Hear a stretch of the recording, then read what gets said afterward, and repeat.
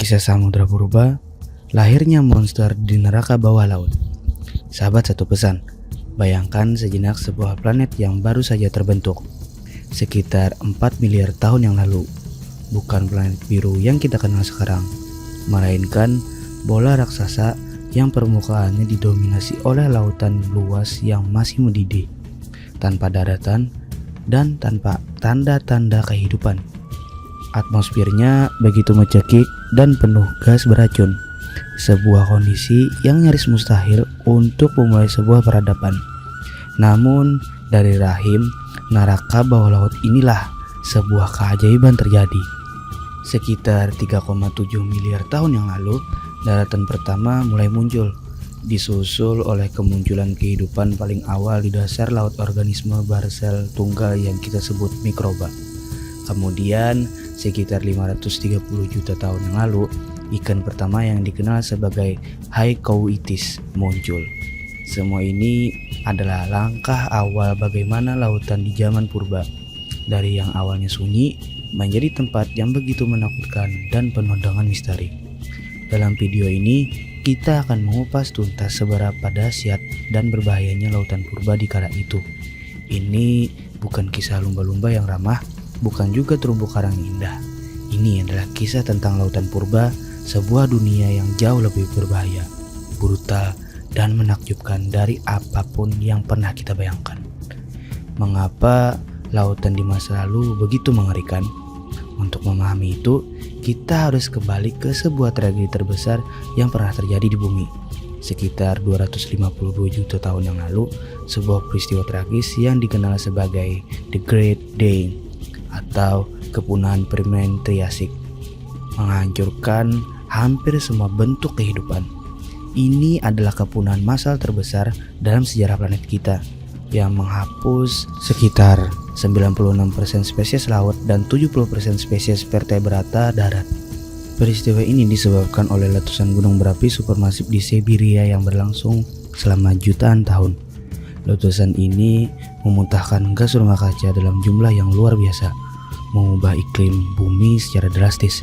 Akibatnya, suhu global melonjak tajam, memicu kondisi yang tidak layak huni bagi sebagian besar makhluk hidup. Suhu air laut meningkat hingga kondisi ini memicu reaksi berantai yang merusak ekosistem. Banyak sekali bangkai makhluk laut terdampar di pantai, dan lautan dipenuhi dengan gas beracun seperti hidrogen sulfida yang mengeluarkan bau busuk seperti telur. Gas ini berasal dari mikroba anaerobik yang berkembang pesat di air laut yang kekurangan oksigen. Kekurangan oksigen ini atau anoksia menjadi masalah besar di seluruh lautan. Air menjadi asam dan lautan dalam pun menjadi zona mati. Permukaan laut menurun drastis dari 170 meter menjadi 40 meter, menghancurkan habitat pesisir dan memicu kompetisi yang brutal untuk sumber daya yang terbatas. Ini bukan hanya sekadar tantangan, ini adalah ujian kelangsungan hidup terbesar yang pernah dialami lautan. Lingkungan yang rusak ini menjadi alasan utama mengapa segelintir makhluk yang mampu bertahan hidup dan ironisnya membuka jalan bagi evolusi makhluk-makhluk yang lebih kuat dan tangguh di era selanjutnya. Jadi, makhluk apa yang mampu bangkit dari kehancuran tersebut? Ketika kondisi perlahan pulih, lautan melahirkan kembali para penguasanya, tetapi dengan wujud yang jauh lebih ganas. Di era Mesozoikum awal, yaitu periode Trias, sekitar 250 juta tahun yang lalu, lautan masih sedikit rapuh. Namun perlahan pulih, organisme kecil seperti amoid dan plankton mulai muncul, diikuti oleh terumbu karang primitif. Dan di tengah pemulihan ini, muncul predator pertama yang benar-benar mendominasi, Thalathoarchon sauropods. Thalathoarchon yang namanya secara harfiah berarti pemangsa kadal penguasa lautan adalah sejenis Ichthyosaurus, reptil laut yang menyerupai lumba-lumba. Namun dengan ukuran yang lebih masif, dengan panjang sekitar 9 meter, ia adalah mesin pemburu yang menakutkan. Kepalanya yang besar dilengkapi dengan gigi-gigi berbentuk pedang yang dirancang khusus untuk merobek daging dan menghancurkan tulang mangsanya. Dengan rahang yang sangat lebar, ia mampu menelan mangsa besar dengan mudah. Sebagai predator puncak, Thalathoarchon menempati posisi tertinggi dalam rantai makanan. mengisi kekosongan yang ditinggalkan oleh kepunahan massal. Sayangnya, dominasinya hanya berlangsung singkat, sekitar 244 juta tahun yang lalu, kemungkinan besar karena lingkungan yang masih belum stabil. Setelah Talato Arkon punah, kita memasuki zaman Jura, sekitar 200 juta tahun yang lalu, sebuah era yang menandai kembalinya lautan dalam skala yang lebih besar. Pada zaman ini, Ichthyosaurus kembali mendominasi, tetapi mereka berbagi tahta dengan predator puncak lainnya, Plesiosaurus. Ichthyosaurus berevolusi menjadi perenang cepat dengan tubuh ramping yang mirip hiu modern, dengan panjang bisa mencapai 3 meter. Mereka hidup di lautan terbuka, mengejar ikan dan cumi-cumi dengan kecepatan yang tinggi. Di sisi lain, Plesiosaurus memiliki bentuk tubuh yang lebih beragam, dari yang berukuran kecil hingga berukuran raksasa.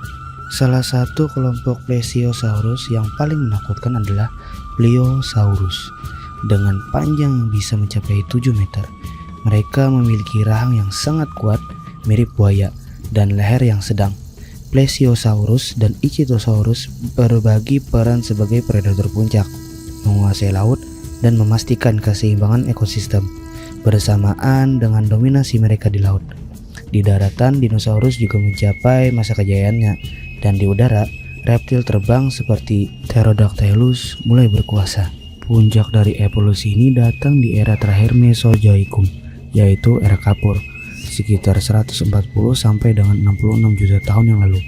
Pada zaman ini, permukaan laut sangat tinggi, sekitar 100 hingga 200 meter lebih tinggi dari sekarang, bahkan menenggelamkan sebagian besar daratan yang ada.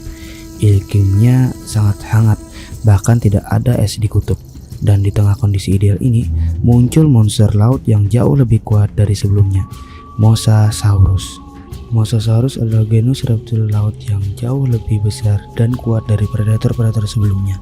Ia hidup di akhir era Kapur, menjelang akhir era Mesozoikum, dengan tubuh yang memanjang, sirip yang besar, dan rahang yang sangat kuat berisi gigi-gigi runcing. Mosasaurus adalah mesin pemburu yang sempurna. Spesies terbesar, Mosasaurus hoffmanni, diperkirakan mencapai panjang 18 meter, meskipun rata-rata spesies lainnya berkisaran 10-15 meter. Sebagian predator puncak, ia berburu mangsa apapun yang ditemuinya, mulai dari ikan hiu besar, hiu, hingga Plesiosaurus lainnya. Bagaimana lautan bisa pulih dari kehancuran dan melahirkan monster-monster ini? Prosesnya sangat panjang dan dramatis. Setelah bencana kepunahan Permian, pemulihan ekosistem laut membutuhkan puluhan juta tahun. Di awal era Trias, lautan masih minim oksigen dan penuh gas beracun. Kondisi ini membuat ekosistem sangat rapuh. Namun, alam memiliki caranya sendiri untuk memulihkan diri. Perlahan-lahan, organisme kecil seperti plankton dan terumbu karang primitif mulai kembali menjadi tulang punggung rantai makanan baru. Keberhasilan mereka menjadi pondasi bagi kehidupan yang lebih kompleks. Ini menarik mangsa-mangsa baru, dan pada gilirannya predator baru. Kemunculan Talato Arkon adalah bukti nyata bagaimana kehidupan menemukan cara untuk bangkit dari kehancuran. Ini menjadi batu loncatan pertama menuju ekosistem laut yang lebih stabil. Era Jura menandai perubahan besar lainnya. Benua raksasa Pangea mulai terpecah, menciptakan samudra-samudra baru seperti Samudra Tethys. Perpecahan ini tidak hanya mengubah peta dunia, tetapi juga mengaruhi arus laut dan iklim. Iklim bumi menjadi lebih hangat dan stabil, memungkinkan lautan menjadi lebih dalam dan kaya akan kehidupan. Inilah era di mana Ichthyosaurus dan Plesiosaurus mencapai puncaknya, menandakan bahwa lautan telah kembali menjadi habitat yang layak huni bagi makhluk-makhluk besar. Puncak dari evolusi ini datang di era Kapur, di mana kondisi laut sudah di titik yang paling aktif dan penuh kehidupan. Terumbu karang modern mulai berkembang pesat, dan organisme mikroskopis seperti Coccolithophora dan Foraminifera menjadi pondasi dari rantai makanan yang kompleks. Namun, bahkan di tengah kelimpahan ini, lautan dalam masih menyimpan zona anoksik, area yang berkurang oksigen yang menjadi sisa-sisa dari masa lalu yang kelam. Lautan purba adalah sebuah dunia yang sangat berbeda dari lautan yang kita kenal sekarang, jauh lebih hangat, dan dihuni oleh makhluk-makhluk yang ukurnya sulit dibayangkan. Cerita ini membuktikan bahwa dari kondisi paling ekstrim sekalipun, kehidupan selalu menemukan cara untuk bertahan dan bahkan mendominasi. Ini hanyalah puncak gunung es dari misteri yang tersembunyi di bawah permukaan air. Lautan purba adalah sebuah kisah tentang kehancuran, pemulihan, dan evolusi yang menakjubkan. Dari lautan yang hampir mati di era Permian, bumi bangkit kembali dan melahirkan predator-predator yang jauh lebih besar dan ganas dari yang kita bayangkan.